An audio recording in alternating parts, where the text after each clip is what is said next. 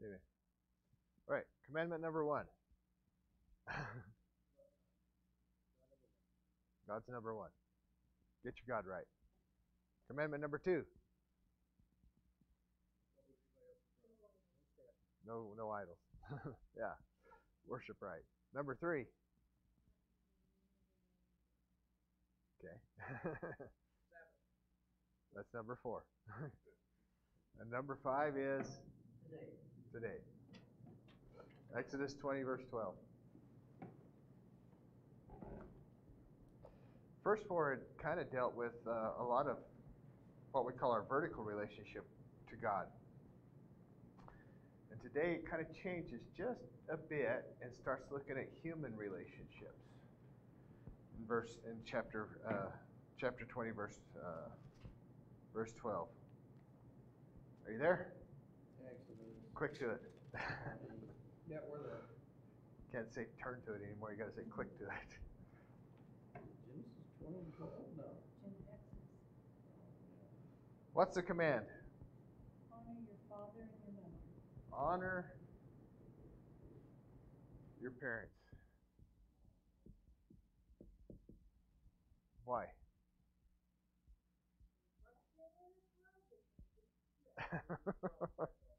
There's a promise tacked onto this one. Well, how does it put it?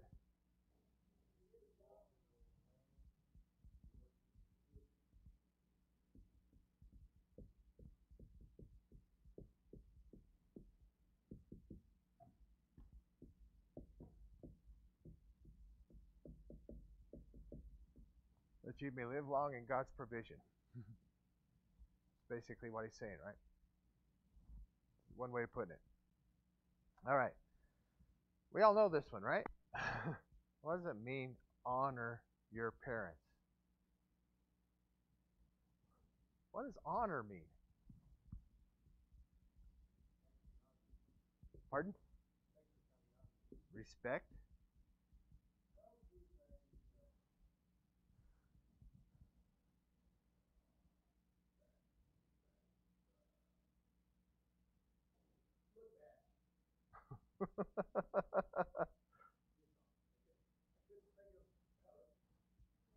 I didn't know how to say it without using the honor.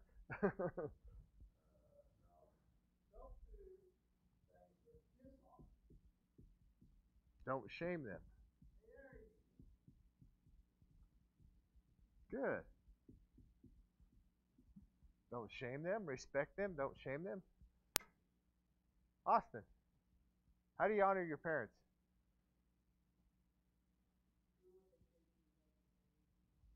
Ooh, that's good. 17 years of experience thinking over there. Obey with a good attitude. Doesn't work all the time, but I try. That's all we ask. Anything else? Careful. Pardon? Careful. Care for. That's good.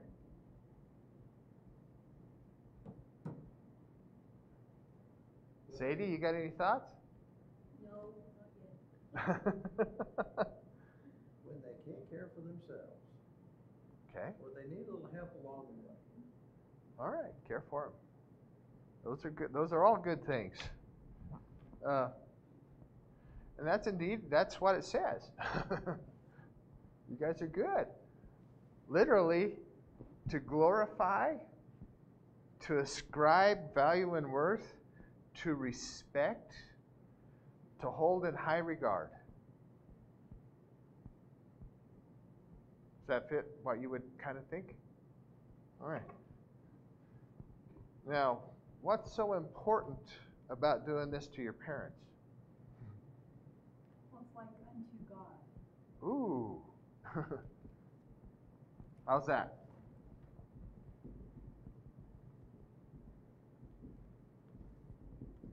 Well, we do everything for God's glory, and He is in authority. Is there any place over here that fixes tires on Sunday? Probably not. Well, Tom Hershey does. I'm going to go to Walmart and get it fixed, and if I have time, I'll be back to church.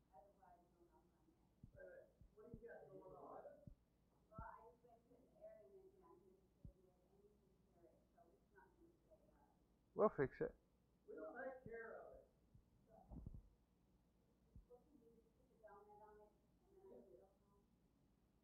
Yes, I'll take care of it. You come in and sit down. What do you think you're paying us for? We want to honor you. Let me make sure where it's set first, so we get a good spot for you to fix. It's unto God. So you're saying that we should treat our parents like God?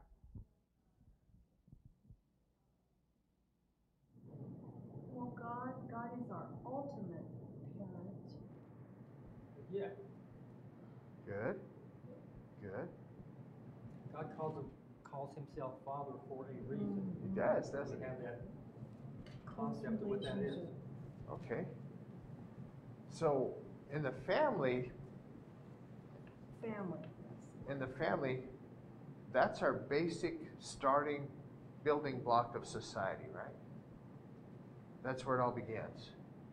Where do we learn respect for authority? Hopefully from your parents. From your parents. Very good. God has set up a family, and within the family, He's given various roles, right? Somebody's the boss, and somebody's to submit to the boss. Who's the boss in a family? Want to use that word or? I don't know if that's quite the word I want to use. We know what you're saying. Who's a leader? Who's the leadership within a The family? Father. The father, the parents, especially the father. And part of our job is to teach our children how to submit to leadership, how to submit to authority. It begins in the family, doesn't it? And if that doesn't happen within a family, what happens when those kids hit grade school, Sadie? They don't obey anything. They don't obey anything. They don't obey the teacher. They don't respect anything. And they don't respect anything. Themselves included. And then when those preteens and teenagers get out into society, who do they respect or obey there? Themselves. Right? And then when you get into a religious setting, spiritual setting, who are these young adults and adults going to obey? Me. Yeah. It all begins back here into the family. So Denise, you're exactly right. It's within the family that we start learning respect for authority. If I don't respect my Father who I can see, how can I respect a God I can't see?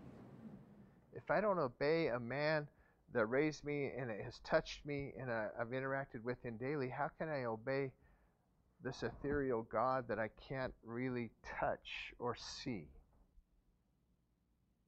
So it starts within the family, this idea of respect. That's a very important thing. And this is part of what we're learning when we're honoring our parents.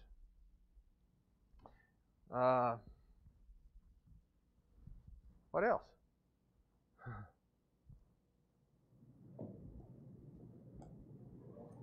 Why else would God give this command? Once to learn to respect authority. Well, it's only right and fitting that you respect somebody who is to be said. Yep. Provided for you and took care of you. Say even score, but that's just a natural human inclination to pay back, shall we say, those who passed on. All right. So to expand this just a little bit, it's within the family is where we first learn about relationships, isn't it?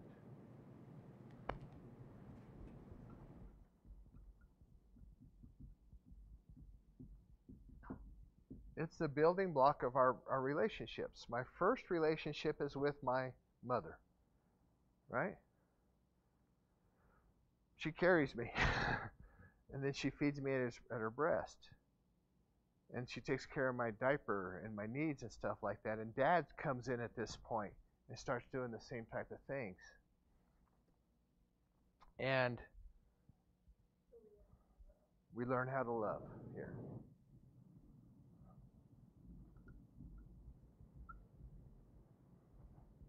We learn how to love. What are the two needs of a child or children? Emotional needs.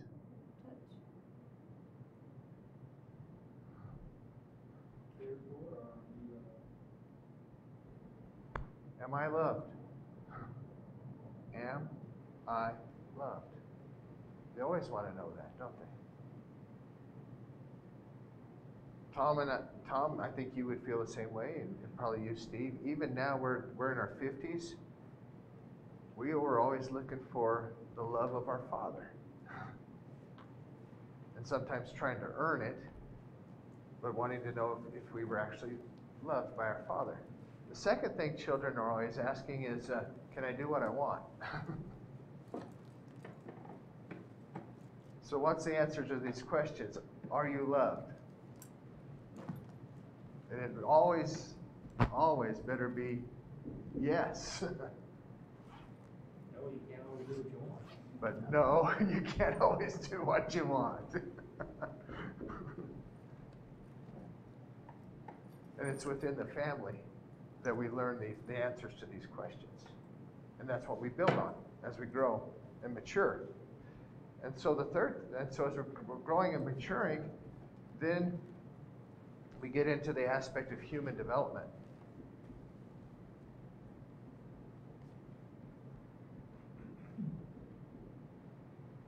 It's within the family that I learn how my self-esteem, I start developing my self-esteem. It's within the family that I learn about social relationships. It's within the family that my sexual identity is formed. It's within the family that I become the person I am. That's the bedrock. That's the foundation. Now, yes, society does start having influences on those things, but it all starts within the family. And so our job as parents are to answer these questions. We set boundaries to these kids, don't we? We start telling them what the limits are of their activities, what the limits of what they can do and can't do. We set up these boundaries for them to work within. But we always demonstrate with them unconditional love. Now, where else do we see that? Within our relationship with God. Because this family relationship is an earthly tabernacle, is that a good word? An earthly example of this spiritual or heavenly relationship that we're dealing with.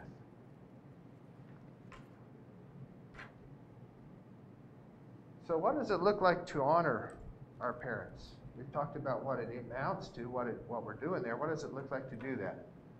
Maybe let's just look at 3 different stages of our life. Oh, I'm sorry, Letha. Okay. So as a child, a youngster, maybe up to 10, 11, or 12, how do you honor your parents? By obeying them. Ooh, good. Ephesians chapter 6, verses 1 through 4.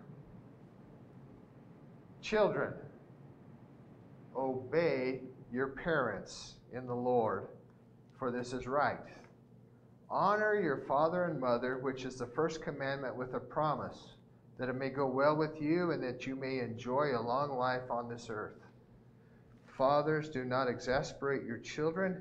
Instead, bring them up in the training and the instruction of the Lord. Throughout the Bible, there's only one commandment given to children. Guess what it is? Obey your parents. So for a child, that's obedience. Austin, what did you say obedience looks like? Doing what your parents ask without arguing or whining about it. Okay. Whining. So we've got complete obedience with a good attitude, right? When are you supposed to do it, Austin? All the time. So you say do it the first time your parents ask or the 5th time? First time. The first time. Talking ideal circumstances. We're talking ideal, right?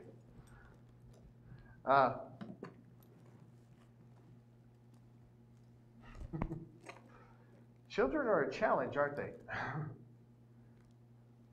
Have you noticed how well they train us? Have you ever had a child or watched a child that, Tom, it's time to go to bed. Tom's out there watching TV. Does Tom get up, put on his pajamas, and brush his teeth and go to bed? No. Tom, go to bed. When does Tom go to bed? Higher pitch. When the veins throbbing on your head, when you're screeching above the noise of the TV, when you're starting to slip off your belt. They learn when you mean it, don't they? That's not immediate. God had a lot of problems with Israel that way, didn't he? How many times did he tell them to do something or not do something, and they wouldn't listen until he let them have the consequences of their action? Took his belt off quite a bit with Israel. Pardon? God took his belt off quite a bit with Israel. God took his belt off quite a bit with Israel, yeah. Katie is rather stubborn, strong-willed. That's a good word for it. And one time, I asked her to go pick up her toys and put them up. That was James. Was that James? That was James. James is strong-willed too. Go pick up your toys and put them in the toy box. No, not going to do it. James, go pick up your toys. No, not going to do it. I mean, blatantly say no. So I took that little boy, and I grabbed his little hand, and we went there, and we would pick up a toy, and then we would walk over to the toy box. You know what that little guy would do? This is the box. No, he wouldn't let go of the toy then. You'd have to take your other hand and pry his hand apart and drop it in there. How often are we that way? A lot. A lot, aren't we? Yeah. Pry it out of our hands. We got to pry it out of our hands. He's almost got to walk us through each and every little step. And then when we get there, no, I'm still in control. You may have made me pick up that toy, but I am not putting it in the box. And But you know what we do now, or what I hear them do, is bribe them.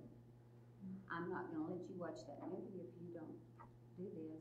I'm not gonna let you go swimming, or I'm not gonna let you do this. Hear that all the time now. And I don't think that's good. but it shows that there is a consequence for an action.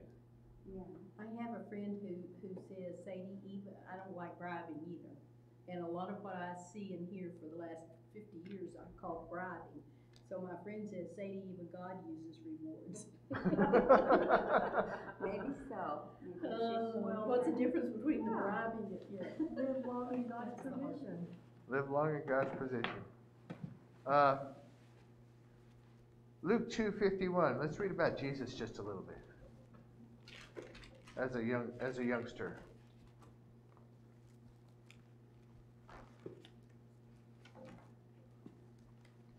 This is when Jesus got lost in Jerusalem, or got left behind in Jerusalem at the temple, when he was 12 years old. But once that little thing's over with, what happened? Verse 51, Luke 2:51. Then he went down to Nazareth with them, Jesus went with his parents, and was what to them? Obedient to them. But his mother treasured all these things in her heart, and Jesus grew in wisdom and stature and in favor with God and men. So what was the base thing that he did to grow in wisdom and stature and favor? He obeyed. He obeyed. He was obedient to his parents. Do you think that had anything to do with how he treated God as he got older? I mean, Jesus is special, don't get me wrong. But he had to learn obedience to his parents first.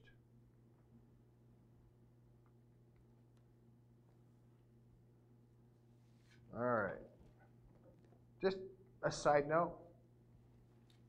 We hear all the time about police shootings. What's usually the thing that comes about that? Somebody didn't obey He the didn't obey policeman. he didn't obey the policeman immediately, and so the policeman felt in fear for his life. I wonder if it starts here. Single parent. How many times has that policeman got to say, stop, turn around, put your hands up? Should only have to say it once.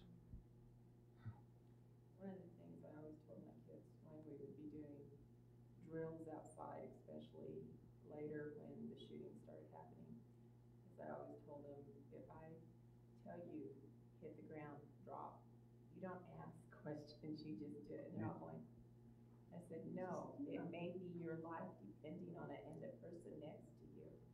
They're all looking at me going, I said, so when I say drop, you drop. So I said, drop. None of them dropped. They all just looked at me. I went, oh. They just,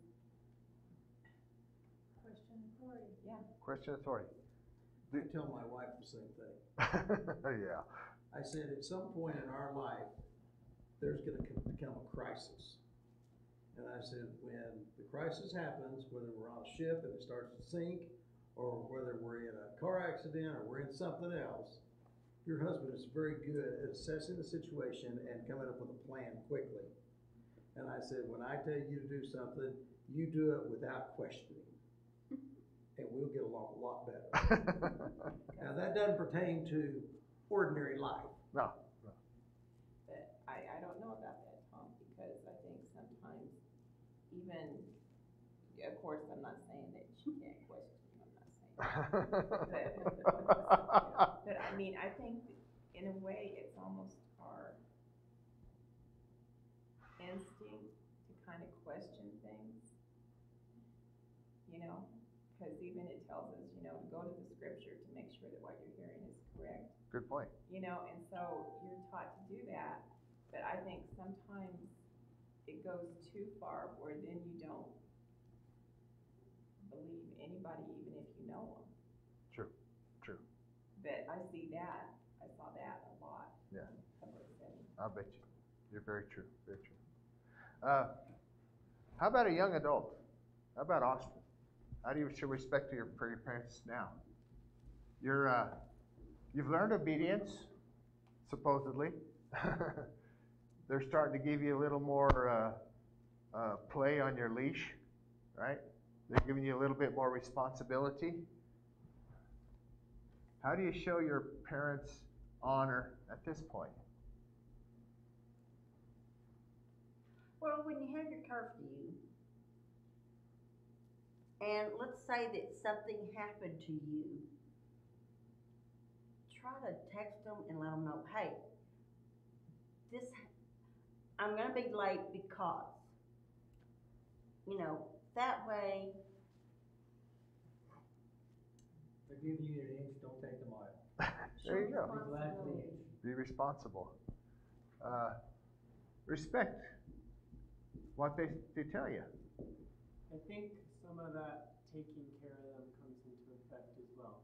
It's There's come. some Oh, things yeah. that Dad can't do that I can do at this point. And there's things that Mom can't do that I can do. Like if she needs a hay bale pushed over for the pigs or the horses, we go out and help her with that. Very good. Good. You're learning to give back. You're not, as a child, you just take. Very good. You're giving back now. You're becoming a contributing part of the family, aren't you? Proverbs 23:22. Listen to your father who gave you life, and do not despise your mother when she is old. I'd say never despise your mother, no matter how old she is. You're starting to respect your parents, right? You may not always agree with them. Austin, I'm assuming that you were like me, that you didn't always agree with what they had to say, but you respected who they were, and you listened to them. What would happen to children in the Old Testament if they were rebellious and disrespectful. Oh, they get beat. Huh? They get beat. They get beat? Stone. They got stoned. Deuteronomy chapter, I think it's chapter 21. Yeah, 21, 18 through 21. If a parent had a child that was disrespectful and rebellious, they were to take that kid, bring him to the elders of the city and say, this child is disrespectful and rebellious. And then the men of the village were to come together and literally stone that child. Yeah. That's what I said. Now I can't say that I ever found a spot in the Bible where that was actually done, but that's how serious they saw rebellion and disrespect to the parents. That this, if it was happening within the family, this was going to become something that was going to affect the whole community. This was a yeast, an evil that was going to come in and lead to this happening throughout the whole community. What chapter did you say? Deuteronomy 21, 18 through 21. And then in Romans chapter 1, verse 30, and 2 Timothy 3 through 2, chapter 3, verse 2, Paul mentions a whole list of nasty, nasty sins that was just rampant and causing all sorts of grief. Let me read 1 verse 30. They have become filled with every kind of wickedness, evil, greed, depravity. They are full of envy, murder, strife, deceit, malice. They are gossips, slanderers, God-haters, insolent, arrogant, boastful. They invent ways of doing evil. They disobey their parents. Romans 1:30, 2 Timothy 3:2 has a similar one. Within all these nasty things, murder, slander, lying, stealing, cheating is disrespecting your parents. Disrespecting your parents.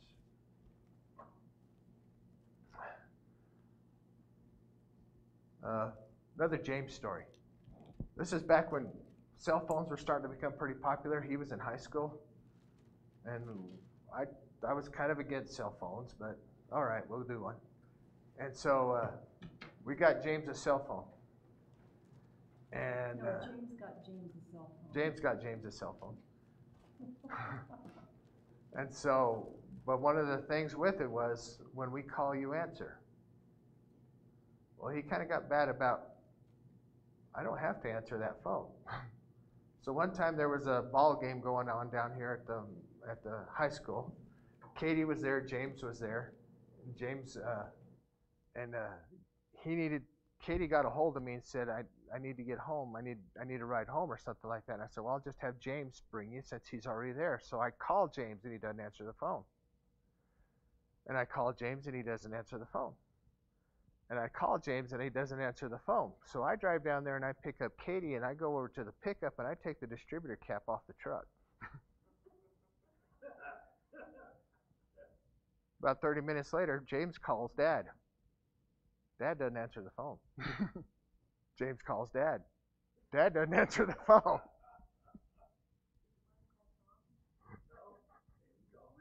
That's hilarious. Respect and cooperate. There's consequences because it goes both ways, doesn't it? All right. Now most of us are older. A lot of us have lost parents and stuff like that. How do we honor our parents as adults? You guys have already touched on this one a little bit. Taking care of. Meeting their needs. Provision. Provide for them. Many of them can't do things they used to do, can they? No. Kind of like you were talking about there, Austin. It's going to get worse. They're not going to be able to crawl underneath the house and fix a water line. They're not going to be able to change a tire. I never have fixed that. All right? Or maybe they start needing financial help. And so we provide for them that way.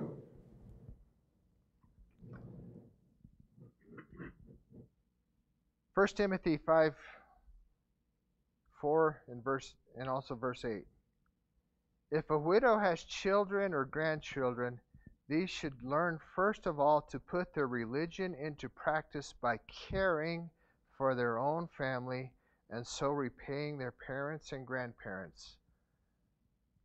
For this is pleasing to God.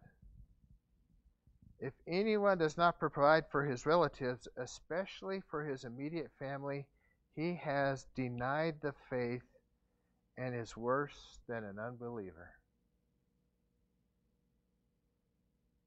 There's action. There's where your faith is. It's not, are you studying the Bible every day? It's important. Are you praying every day? It's important. What demonstrates your faith? Caring for your family, especially the ones that are in need. So yeah, if we don't do things like that, what's our testimony to the rest of the world? You say you care. You say you honor your mother and your father. I don't see that. You're denying the faith.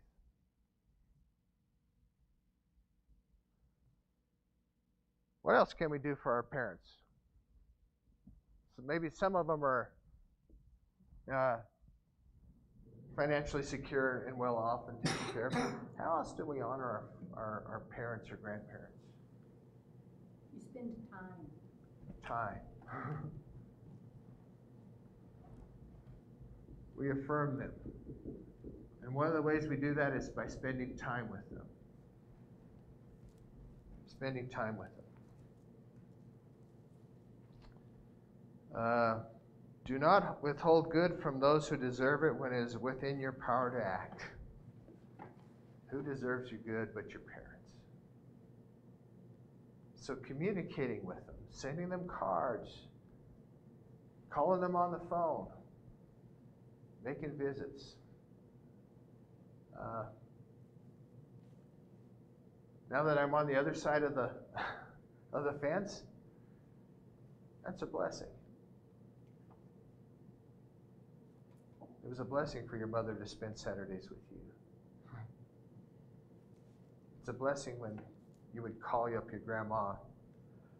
When I was in college and I'd come home to visit, my mom would always say, "Go visit your grandma." And I saw it as a pain in the butt. And I was wrong. Because now I cherish that time I get to spend with my kids. That's how important it is. Maybe it's asking their advice. Say, "Dad, what would you do in a situation like this?" You know, maybe he's not able to go and change that tire. Maybe he's not able to come down and fix that car or that house or something like that. But his advice, his wisdom, it means a lot to him to be asked about it. And then let him know how it turned out. It gives them a feeling of worth, that they're still important to you.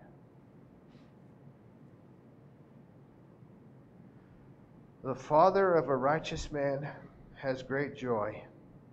He who has a wise son delights in him. One of the greatest gifts we can give our parents and affirm our parents is to be godly people.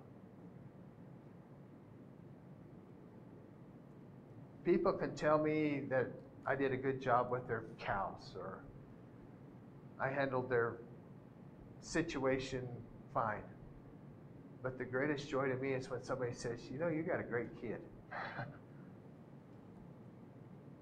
That you really raised some good children. And that Proverbs 23:24 verse really says it. He who has a wise son delights in him.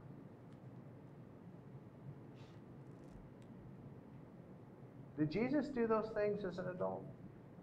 Did he take care of his parents? I'm sure he did. He doesn't mention it, but I'm sure he did. So he's sitting up there on the cross. He is carrying the weight of the world literally upon his shoulder.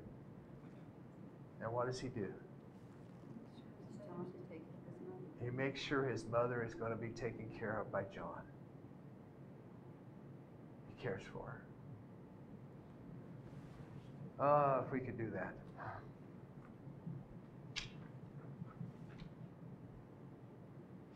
Are there times when we can't honor our parents? We all know of times where the parents are abusive, neglectful,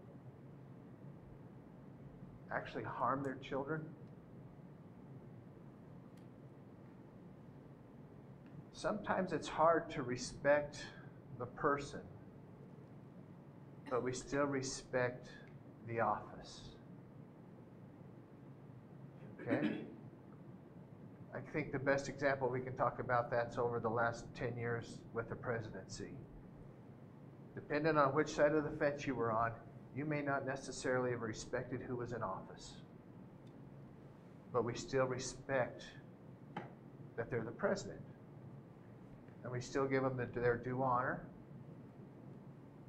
and their due glory because of that. But people don't do that today.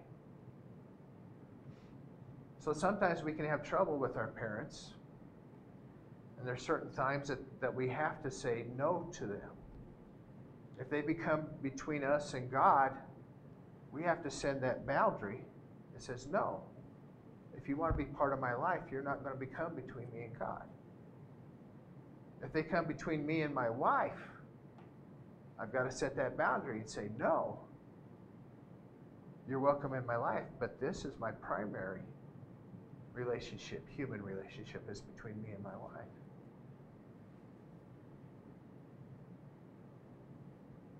But we can still respect them. We can still give them honor for what they have done. But sometimes we have to say no. So within God's commandments, lots of times there's priorities. Okay? So within the honor your parents, if they're trying to become between you and God, then no, you don't honor them that way. You honor them in ways you can. It's tough. So as parents today, our job is to Teach our children to honor our parents. teach them that way. And the best way we can do that is to be honorable ourselves. Is to be worthy of honor. And to reflect that same kind of relationship God has with us onto our children. So that when they move out of our influence, our realms, and our sphere of influence, that love, that respect for authority, all these things we've been talking about are transferred from us to God. As they become independent from us, and that's our job, is to teach them to become independent from us. Let us teach them to be dependent upon God. And that's by being honorable ourselves. So, honor your parents so that things may go well within your God's provision. Questions, comments? Okay.